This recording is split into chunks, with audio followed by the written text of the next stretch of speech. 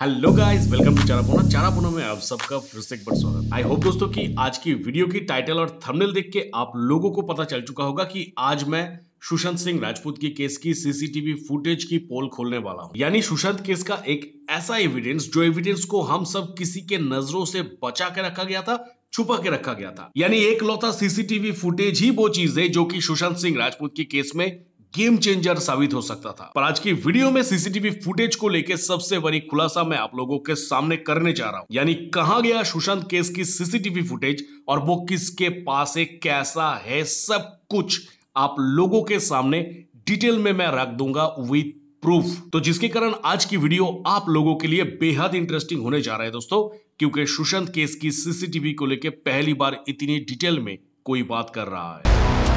तो सवाल यह है कि आखिर सीसीटीवी फुटेज किसके पास है और है तो कहां है, और अगर डिलीट हो गई तो फिर किसने उस सीसीटीवी फुटेज को डिलीट किया। तो ये बहुत बड़ी खबर है, क्योंकि ये लगातार कहा जा रहा था कि सुशांत सिंह राजपूत के अपार्टमेंट के कैंपस में जो 13 से 14 सीसीटीवी लगे हुए थे वो काम नहीं कर रहे थे। क्यों ये कहा गया कि सीसीटीवी काम नहीं कर रहा था, क्यों ये थ्योरी करने की कोशिश की गई, सवाल यही है। और इसीलिए लगातार सवाल ये उठ रहा है कि किसको बचाने की कोशिश की जा रही है। सीसीटीवी को लेकर ये कहा गया कि सीसीटीवी काम नहीं कर रहा था। जो 13 से 14 सीसीटीवी लगे थे सुशांत सिंह राजपूत के अपार्टमेंट कैंपस में, वो उस दिन काम नहीं कर रहे थे, इसलिए सीसीटीवी फुटेज हमारे पास नहीं है। सुशांत केस होने की तुरंत बाद आप जैसे जागरूक जनता सबसे पहले जिस चीज का खोज किया था वो था सीसीटीवी फुटेज। यानी आपके साथ साथ पूरी देश का यही मानना था कि सुशांत केस में अगर सीसीटीवी फुटेज हम लोगों के सामने आ जाए तो किसी को कोई भी सवाल जवाब करने की कोई जरूरत नहीं, ये केस ऐसे ही सॉल्व हो जाएगा। पर अल्टीमेटली बाद में मुंबई पुलिस की तरफ से हम लोगों के सामने ये खबर रखा गया कि नहीं, सुशांत सिंह राजपूत की केस में कोई भी सीसीटीवी फुटेज अवेलेबल नहीं है। और शायद आपको याद होगा दोस्तों कि उसकी 3-4 महीने बाद मुंबई पुलिस की तरफ से कहा जाता है कि हमने सुशांत सिंह राजपूत की बिल्डिंग की सीसीटीवी फुटेज लेके सीबीआई तक पहुंचा दिया है। अब शायद आप लोगों को लग सकता है कि चारापोना क्या यही सीसीटीवी फुटेज की बात कर रहा है जो कि मुंबई पुलिस सीबीआई को दिया? नहीं जनाब, मैं वो सीसीटीवी फुटेज की बात नहीं कर रहा हूं। मैं बात कर रहा हूं सुशांत सिंह राजपूत की केस की एक्चुअल सीसीटीवी फुटेज की, क्योंकि मुंबई पुलिस की तरफ से सीबीआई के पास जो सीसीटीवी फुटेज शेयर किया गया था वो था सिर्फ और सिर्फ सुशांत सिंह राजपूत की बिल्डिंग की सीसीटीवी फुटेज, और वो भी तब तक का जब तक सुशांत सिंह राजपूत की केस हुआ ही नहीं था। पर हमें तो जरूरत है 12, 13 और 14 तारीख की सीसीटीवी फुटेज। तो वो फुटेज किसके पास है? दोस्तों ये बात 100% सही है कि सुशांत सिंह राजपूत के घर में कोई भी सीसीटीवी कैमरा इंस्टॉल नहीं था। पर बात को ध्यान से समझिएगा, सुशांत सिंह राजपूत की घर में। और उसके बाद जब सीसीटीवी इंस्टॉलर कंपनी की तरफ से कहा गया कि नहीं, माउंट ब्लैंक अपार्टमेंट पे तो सीसीटीवी कैमरा इंस्टॉल है और सब कुछ का फुटेज है, तो उस टाइम पे इस बात को लेके एक बहुत बड़ा बखेड़ा खड़ा किया गया कि पहले कह रहा था कि सुशांत सिंह राजपूत के घर में कोई भी सीसीटीवी है नहीं, और बाद में सीसीटीवी इंस्टॉलर कंपनी की तरफ से यह दावा किया जा रहा है कि नहीं, सीसीटीवी कैमरा इंस्टॉल था, उसका भी रिकॉर्डेड था। तो अल्टीमेट बात क्या है? और इस जगह पे एक दुविधा क्रिएट हुआ था, और वो दुविधा यही था कि मुंबई पुलिस की तरफ से कहा गया था कि सुशांत सिंह राजपूत के घर में कोई सीसीटीवी नहीं है। मुंबई पुलिस की तरफ से ये नहीं कहा गया था कि सुशांत सिंह राजपूत की अपार्टमेंट पे कोई सीसीटीवी नहीं है। पर सुशांत के केस सॉल्व करने के लिए सुशांत के घर में भले ही सीसीटीवी कैमरा इंस्टॉल ना हो, पर उस बिल्डिंग की सीसीटीवी फुटेज ही काफी था इस केस को सॉल्व करने के लिए। पर पता नहीं किसके हाथों से ये 12, 13 और 14 तारीख की डेटा के साथ छेड़खानी किया गया था।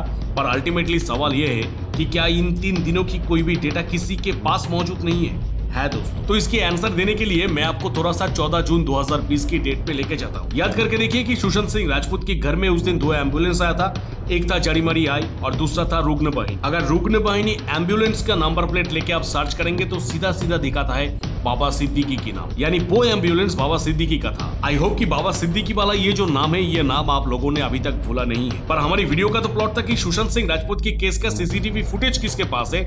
ये सुशांत सिंह राजपूत की बाबा सिद्दीकी वाला एम्बुलेंस कहां से आ गया?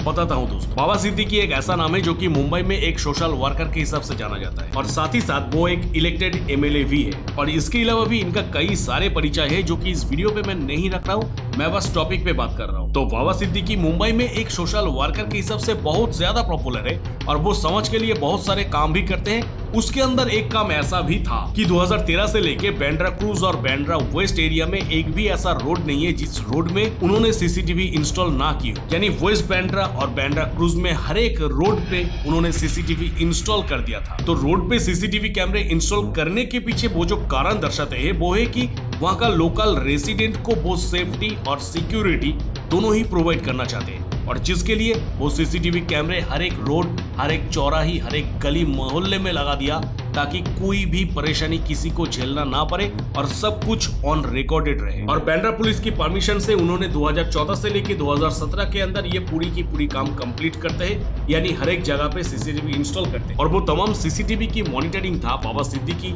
और बांद्रा पुलिस के हाथ में। अब ये जो काम है एक सोशल वर्कर के हिसाब से डेफिनेटली एक बहुत ही बढ़िया एप्रिशिएटेबल काम है। एक सोशल वर्कर के हिसाब से रेसिडेंट्स और सिटीजन्स की सेफ्टी और सिक्योरिटी की ध्यान रखना एक बहुत ही बढ़िया काम है। पर उस काम का क्या फायदा जब उस सीसीटीवी फुटेज की जरूरत पड़े और वो सीसीटीवी फुटेज गायब ही हो जाए। यानी भले ही सुशांत सिंह राजपूत की केस में सुशांत की अपार्टमेंट में जो सीसीटीवी फुटेज था उसके साथ छेड़खानी किया गया था, पर बाबा सिद्दीकी ने जो रोड पे जो सीसीटीवी लगाया था उसमें जो फुटेजेस था वो ही तो काफी था कि अल्टीमेट तो हम जान सकते थे कि उस डेट से इस डेट के अंदर सुशांत सिंह राजपूत के घर में कौन कौन वो लोग आए थे, कितना गाड़ियां आया था, कौन कौन सा गाड़ी सुशांत सिंह राजपूत के घर के नीचे वेट कर रहा था, सुशांत कब निकला, कब कौन सा गाड़ी सुशांत को घर में छोड़ने के लिए गए थे।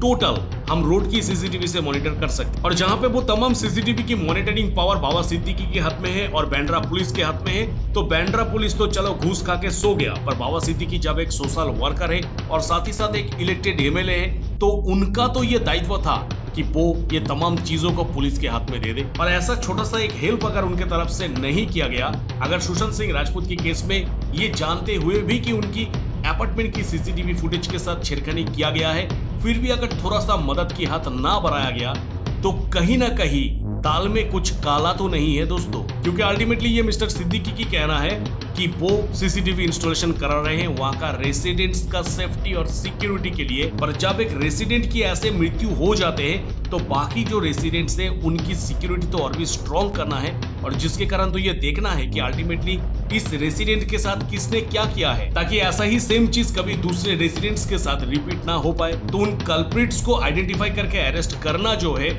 वो भी तो सेफ्टी और सिक्योरिटी के रूल्स के अंदर ही आते हैं ना। और यही है वो आंसर दोस्तों जो कि मैं आप लोगों को कह रहा था कि प्रूफ के समझ दूंगा कि सुशांत सिंह राजपूत की केस में भले ही चाहे उनकी अपार्टमेंट की सीसीटीवी फुटेजेस के साथ छेड़खानी किया गया हो, पर ऐसा फुटेज एक आज भी है जो कि सही सलामत किसी के पास है। पर शायद वो फुटेज में कुछ जानी पहचानी चेहरा होगा जिसके कारण ही उस फुटेज को पब्लिकली लीक करने से हर कोई डर रहा है। आपको क्या लगता है दोस्तों? डेफिनेटली कमेंट सेक्शन पर कमेंट जरूर करिएगा।